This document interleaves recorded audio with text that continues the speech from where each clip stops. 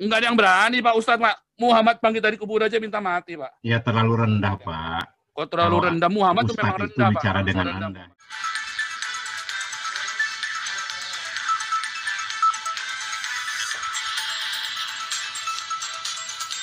Saya waktu sekolah bioteknologi, saya nggak disuruh, oh kalau ngomong itu nggak boleh keras-keras, nggak ada, Pak. Waktu saya sekolah marketing manajemen, oh kalau ngomong nggak boleh keras-keras. Kalau saya ngomongnya nggak keras, apa orang dengar?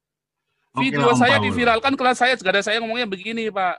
Iya, kalau nggak lah, penangkannya video saya, coba hari ini sudah 2.400 view nih sekarang nih. Mengapa? Karena orang-orang tertarik dengan cara saya ngomong.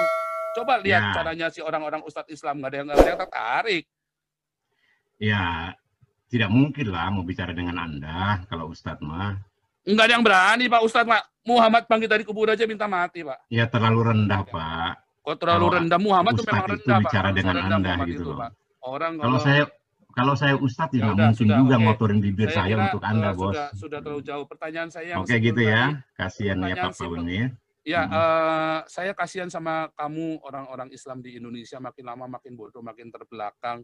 Kasihan ya, kasihan ya orang Islam di Indonesia ya Pak Paul ya. Kasihan sekali. Oke. Ya udahlah.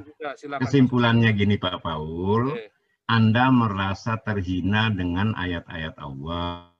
Oke, sekalian kalian bisa unmute sendiri-sendiri, perdebatan sudah selesai, susu kuda boleh.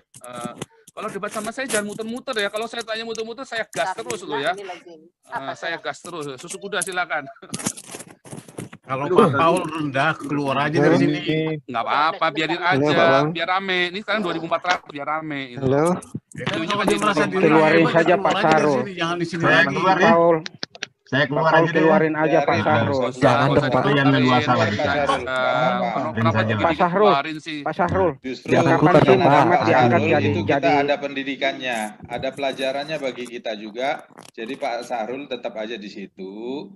Jadi kita ini juga sama-sama bisa memahamin, ya kan? Oke, begitu teman-teman. Jadi Pak Sahrul tetap aja situ Pak ya. Yap. Dia selalu memaksakan kehendak sih. Pak Sahrul, saya mau tanya sedikit aja Pak Sahrul. Monggo silakan. Apa yang dimaksud, mungkin bisa kasih saya penjelasan tentang khusus bahasa Indonesianya Pak ya. Apa yang dimaksud dengan Al-Baqarah itu Pak, kalau ke bahasa Indonesianya? Sapi betina. Sapi betina Pak ya. Itu kebetulan saya tahu loh, saya tidak harus tahu ya. Kebetulan ya, saya tahu. Kitab kebun binatang, ada laba-laba, sapi betina, ada. Udahlah Pak Paul, Anda lebih bawang sebagai manusia. Itu memang kitab binatang Pak, ini kan ada laba-laba, kitab sapi betina. Saya kan itu tidak menjawab binatang. Anda. Loh, saya mau jawab ini suaminya saya, suka-suka saya mau jawab, mau enggak Bapak gimana sih Bapak? Sebentar Pak Paul. Sabarlah Pak. Tunjukkan kasih. Saya kan boleh-boleh. Pak Paul, saya berikan izin ngomong lah. Saya ini menunjukkan kasih. Berikan saya kesempatan ngomong lah. Ya, Pak Toping mau ngomong Pak Paul. Halo. Ya, tanyakan ke saya. Jangan ke Pak Paul, nanti jadi ribut kalian. Nggak akan ketemu ini. Enggak, maksud saya Pak Jenderal tanya ke saya tentang apa itu? Nah, kan tadi tanya. Sekarang kan tadi saya tanya. Bapak banyak pertanyaannya, satu-satu saja dulu. Oke. Otaknya nggak nyampe Pak Jenderal, mesti satu-satu masukannya Pak Jenderal. Iya, oke lah. Silakan Bapak yang bertanya sama saya. Saya sebetulnya masuk di sini bukan dalam rangka menanyakan keadaan iman Anda gitu loh.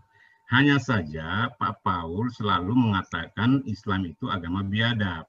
Itu yang tidak saya terima. Tapi apa yang disampaikan Pak Jenderal cukup cerdas dan cukup piawai ya. Karena beliau adalah orang terdidik ya. Tapi yang ingin saya masuk di Pak Jenderal adalah masalah ketidakkasihan Allah terhadap Nabi Muhammad yang anaknya laki-laki meninggal. Di dalam konsep Islam, Allah itu tidak menunjukkan kasihnya dalam menghidupkan atau mematikan seseorang. Tidak di situ. Nah, yang kedua, Pak Jenderal tadi mengambil ujung ayat lakum dinukum waliyadin. Nah, di dalam Islam, ayat itu adalah ujung ayat. Pak Jenderal harus paham, surat Al-Kafirun itu turun, kenapa? Nah, disinilah masalah antara Islam dan Kristen, tentang memahami kafir, gitu loh. Surat itu turun pada saat itu Nabi Muhammad diajak menyembah Tuhan Arab jahiliyah pada saat itu, sementara Rasulullah menolaknya, dan Rasulullah diperintahkan Allah untuk mengatakan, aku tidak akan pernah menyembah Tuhan yang kamu sembah, dan kamu pun dengan keadaan seperti itu tidak mungkin menyembah Tuhan saya. Lalu turunlah ayat yang terakhir, lakum dinukum waliyadin, terhadap kawan-kawan kafir. Nah, pertanyaannya, kenapa kalimat ini turun? Itu ada dakwah yang dilibatkan untuk orang Islam, orang-orang beriman, bukan hanya lakum dinukum waliyadin gitu loh, Pak. Itu loh. Mohon maaf Pak Sarul, saya tidak bertanya sampai ke situ. Saya tidak tanya al-kafirun apa yang Bapak sampaikan ayat itu, enggak saya tanya. Biar jelas saja. Ya. Tapi itu tidak menjawab yang saya tanya tadi. Yang bahaya Bapak itu memangkas ayat, itu bahayanya, Pak. Oh enggak, saya enggak memangkas ayat, cuman itu yang saya pernah namanya, Pak. Lakum dinukum waliyadin itu pangkas ayat namanya. Agamamu adalah agamamu, kan itu yang sering kalian sebarkan. Agamaku adalah agamaku. Tapi sebelumnya itu dakwah, Pak. Dakwah dulu, Pak. Ya saya kan hanya mendengar itu, makanya saya sampaikan, saya nggak memotong makanya ayat. Saya kasih tahu Bapak, ayat itu disampaikan setelah kita berdakwah. Orang menolak kebenaran Allah, itu Pak. Oke, silakan. Itu memang rananya kalian lah. Betul. Ya, ranah kalian saudara-saudara yang muslim itu rananya kalian. Cuman yang pernah saya dengar, agamamu adalah agamamu. Agamaku adalah agamaku. Jadi maksud saya di sini, ya supaya kalian berdua tidak ribut, sudahlah. Jadikan agama Anda, yang menurut agama Anda, ya, jadikan ruang dan di tempat Anda saja. Jangan keluar, jangan gara-gara itu jadi membenarkan, menyalahkan agama lain. Saya juga nggak setuju. Saya juga nggak setuju.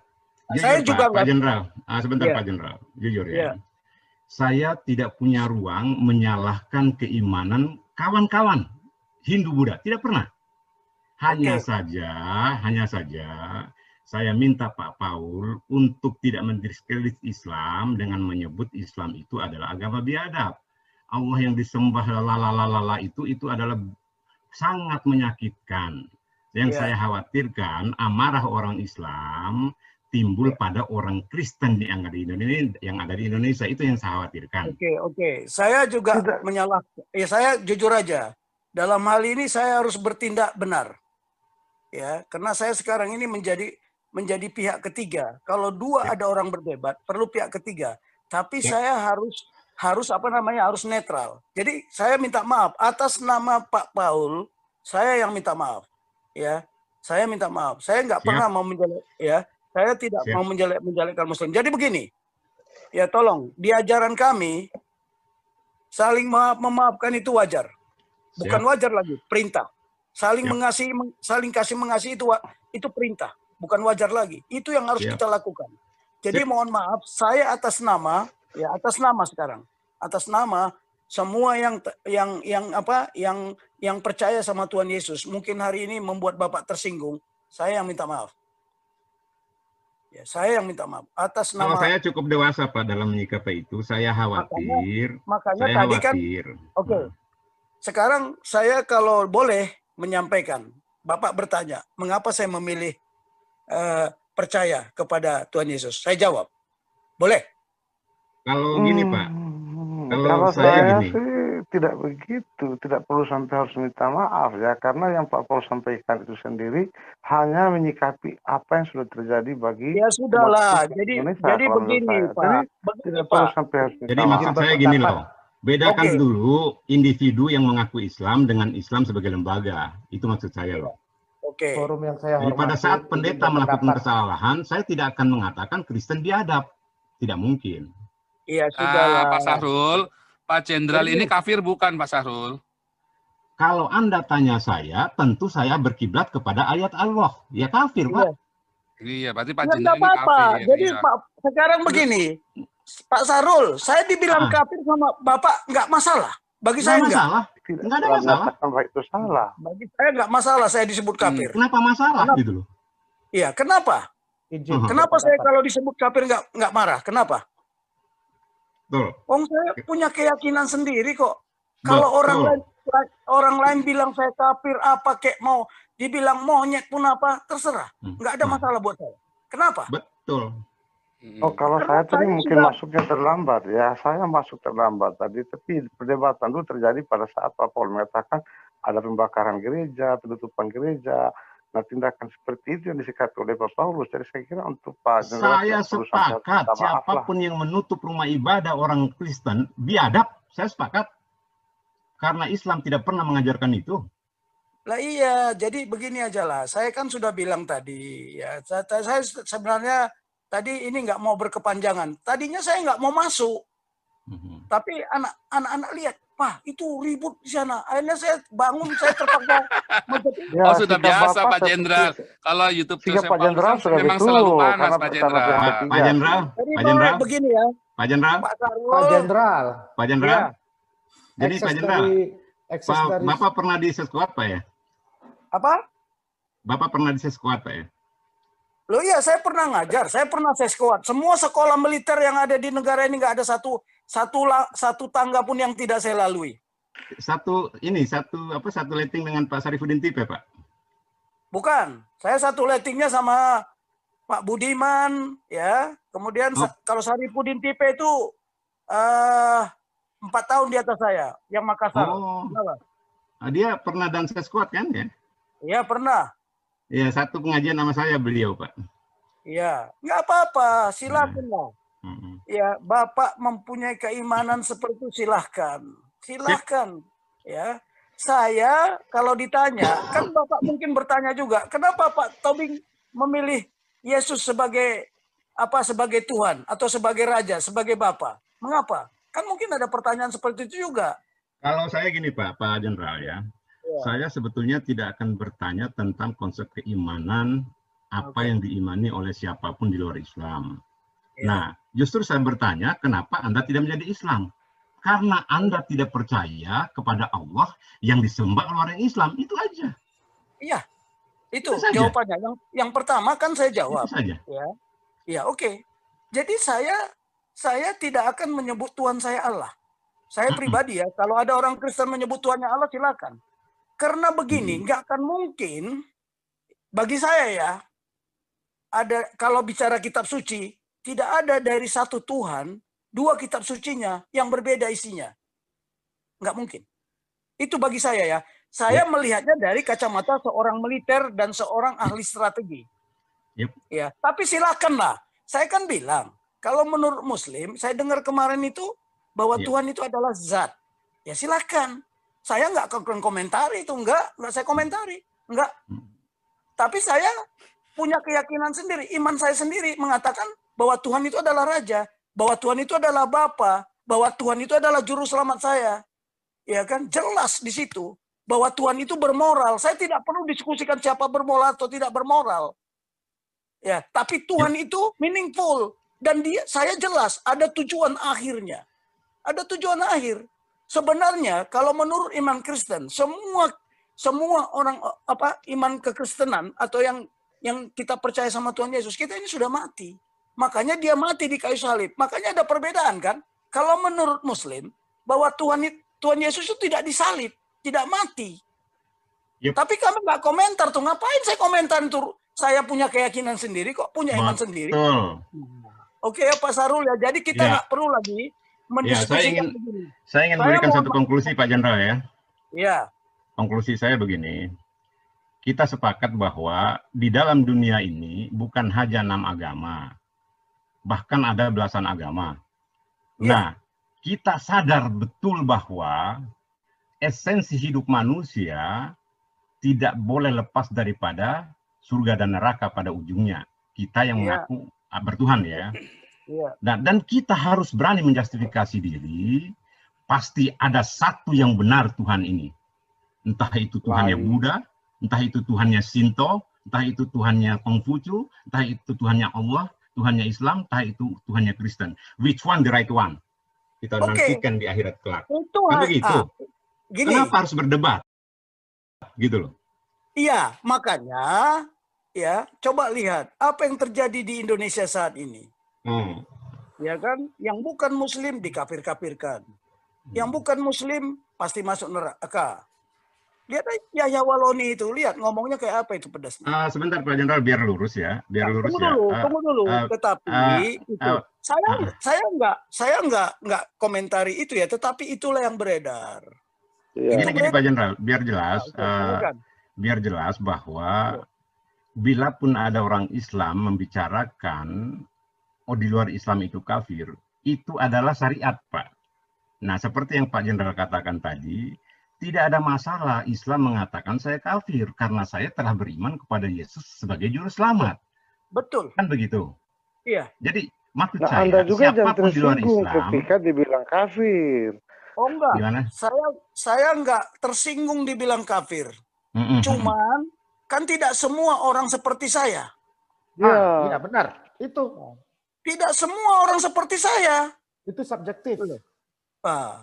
Nah, gini. Seperti saya, Pak. Jadi begini.